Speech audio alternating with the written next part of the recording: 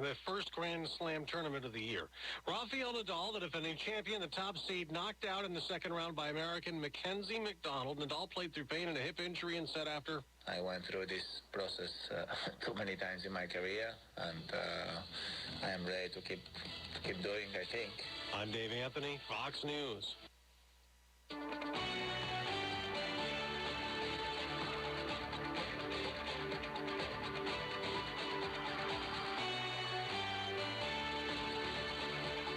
It's time for WPTV's First Alert Weather from the WPTV News Channel 5 newsroom.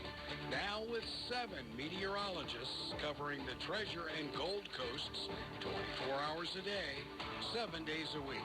Now here's WPTV's First Alert meteorologist. Good morning. This is WPTV's First Alert meteorologist, Jennifer Correa.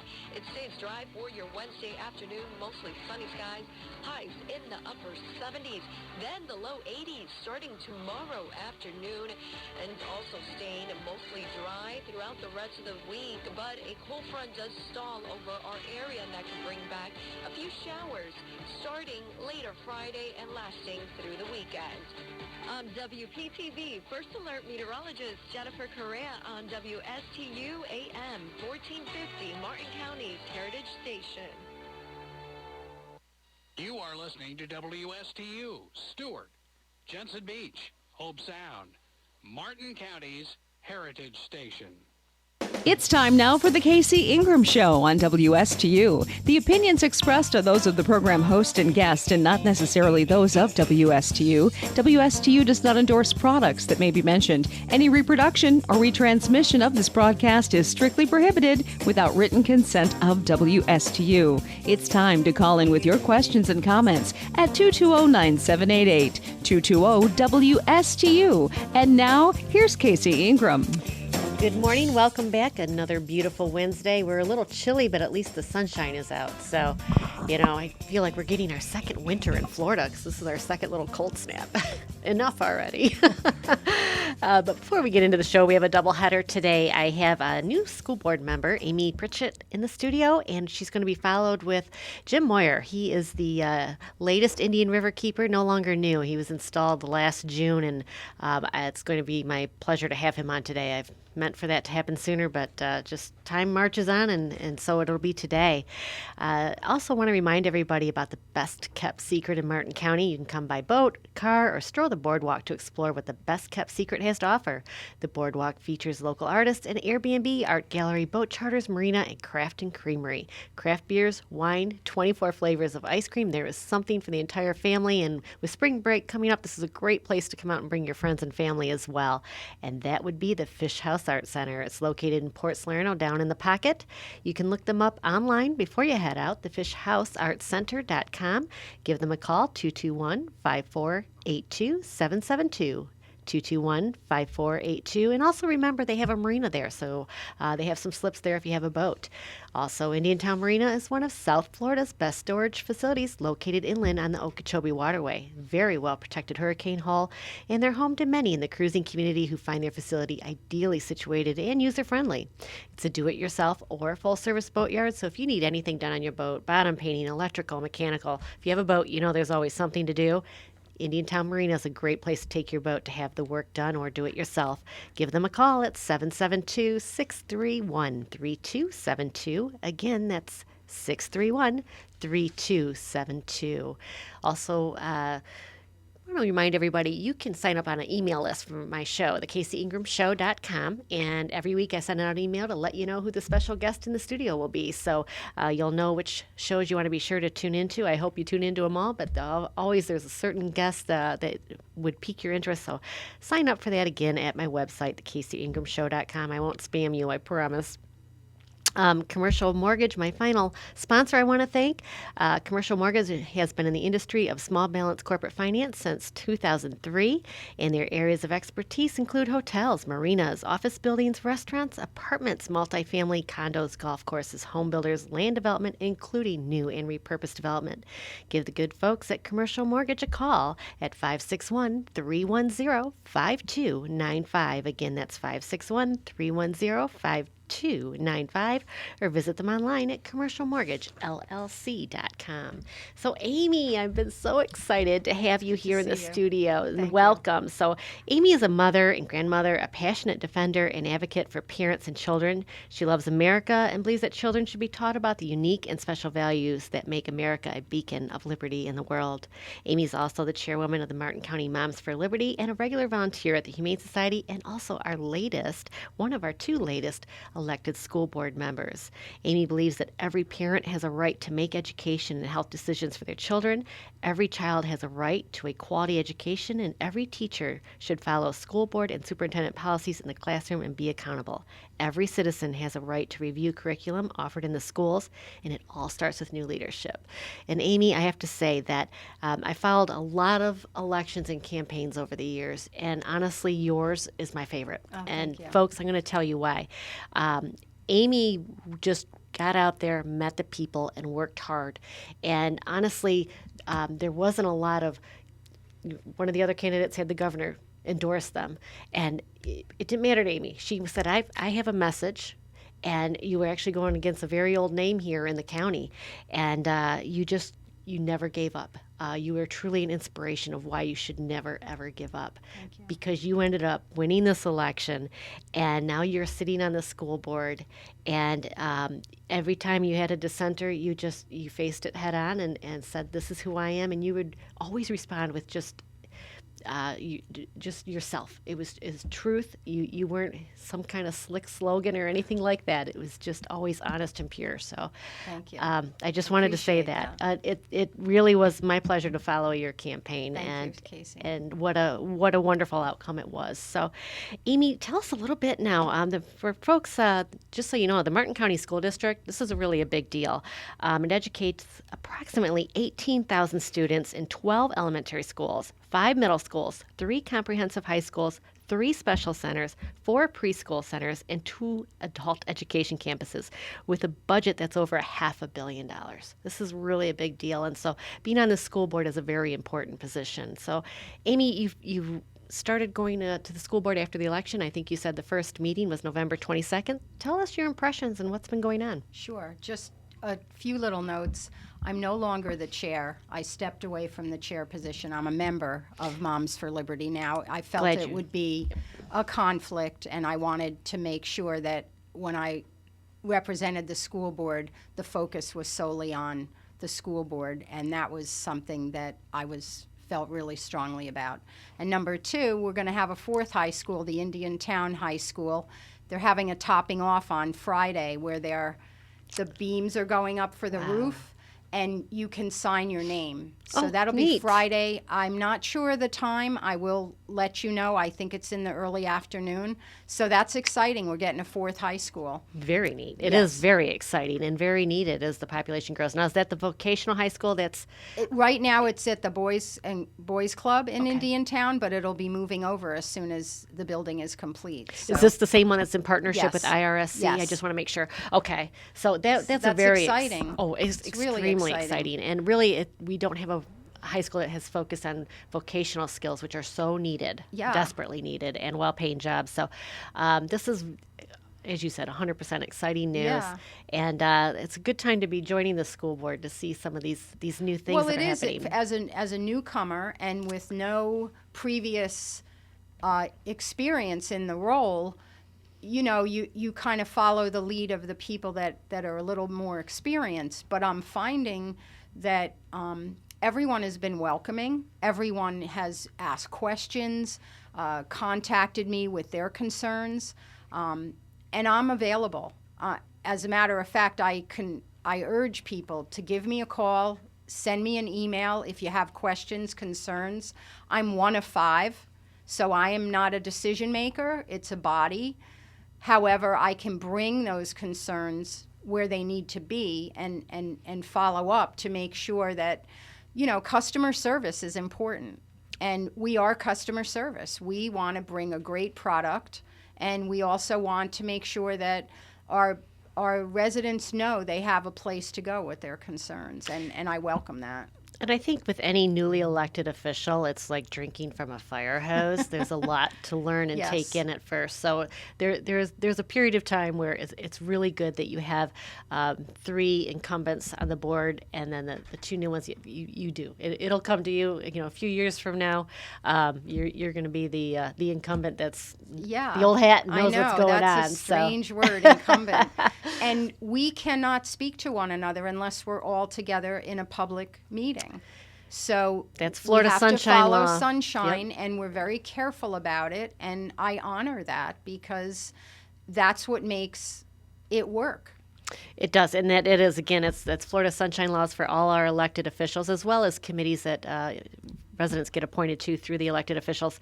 It's tough, but that's the way it works, and you're right. So one thing that you just said, Amy, and I'm going to ask you about it 4 years from now as well. So many times when people get elected, as they have been reelected and all of a sudden their position seems to get higher, they forget about that open door policy.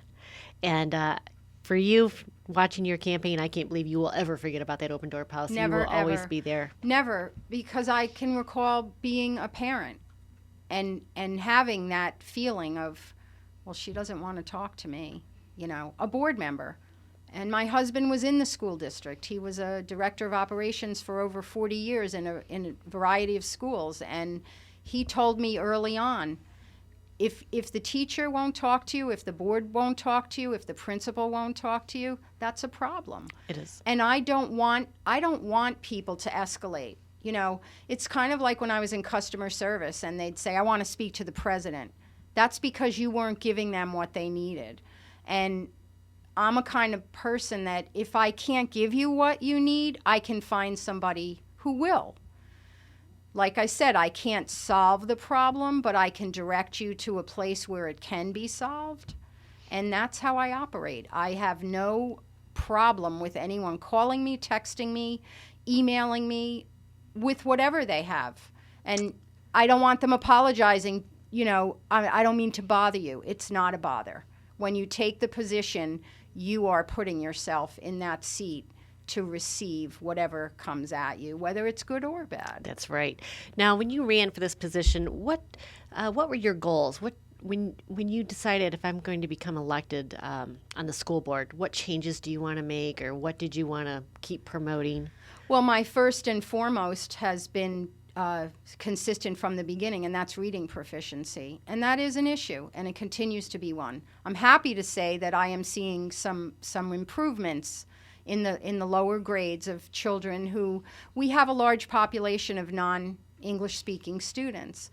And we're finding that when you get to them early, it makes all the difference. It does. What has the school done? Because that was a 50% failure rate with the third grade reading scores. What has the school done this year to try and overcome that? They're honing in on that it's on the non-English speaking students, providing them with more tools, reaching out to the parents, getting them more involved. And as I mentioned to you off camera, I was at Warfield Elementary School this morning, and I'm also at Port Salerno Elementary on Fridays reading to the kids. But today was a workshop called the School Advisory Committee. They meet once a month. And I was amazed how many parents were there. And they broke up into groups of the English-speaking parents and the non-English-speaking parents, and they had a literacy coach with them, showing them what to do with your children when this particular subject was nonfiction books. Okay. What cues to look for, showing them the pictures, talking about the table of contents, the glossary, and getting the children to engage at a more deeper level than in the past, and it's working. Now, they've only just switched their testing. They went from that I think it was the FSA, yes, to a new test that is only 3 times a year. But what they're doing is they're building blocks. So they're seeing, okay, we're up 5%, we're up 7%, but that's the good thing. They're up from right. the fall, and they're seeing the strides. So I would say it's a combination of using better tools. There's also a resource center, the Parents Resource Center, that's actually located here in Stewart, but there's also one in Indiantown, where they have tools for the parents, translation tools. So they can read the book to the child in the native language and then do it in English, and they're hearing how to pronounce the letters, how to pronounce the words in a meaningful Wonderful. way, small steps. Right, right. And it makes a difference. So the 2 schools that I've been to, I've seen those improvements, and they can only carry on to the higher grades, because those kids, you get them early. When they get to 3rd grade, 4th grade, 5th grade, they'll already have that foundation. Which is desperately needed. Like you were saying, the earlier you get to the children, the better. And by 3rd grade, they said if they're falling behind, that's a problem. It's a lot tougher to catch up. So start early. Yes. And they learn quickly. I mean, kids are sponges. And what they're doing so the 3rd graders that are now in 4th grade, they tested them to see where they were. And it's good to know that if they're at 60%, that means they're on their way to 90, 100%. Now they're getting there, as opposed to, oh my gosh, they're at 20%. They got a long road to hoe. So they're testing them earlier, seeing where the deficiencies are, and working on those. Makes sense. Yeah. It's great to have those benchmarks. Again, we're speaking with Amy Pritchett. She is a school board member for District 4 for the Martin County School District. And next week, we're going to have Superintendent John Millay in the studio as well. So we're going to have a lot of school updates here. And, speaking of issues with the school, another big issue, of course, is teacher pay and teacher Yes. retention. Yes. Can you tell us what you've learned about where that whole process is? Sure. I'm fairly new, so I can only give you what I've learned so far. There's so much more to learn. I think it's important that teachers feel that they're valued. That's the retention end of it. And what I've learned over the past few months is if you have a really good retention, what's the word I'm looking for? Plan in place, the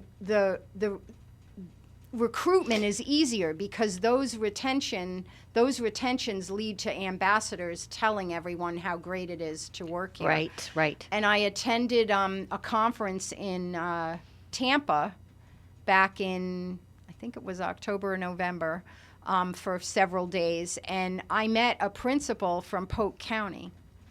They have 130 schools there. Wow. And he is their recruitment and retention specialist on site. And he very, very strongly said, if you don't have a good retention plan in place, recruitment doesn't matter. So having family members that went to the school returning after college, Right. and their parents, and what they do in Polk is they've got a familial ring of people. The students, the parents, the grandparents are all part of that retention strategy. Getting the kids, while they're in high school, to intern, go to college, and then come back and come teach. back home. Yeah, and that, I think, is a great strategy, because what's better than hearing from the people that work there how great it is to be here? And I think that Martin County is leaning in that direction. They hired a recruitment and retention specialist.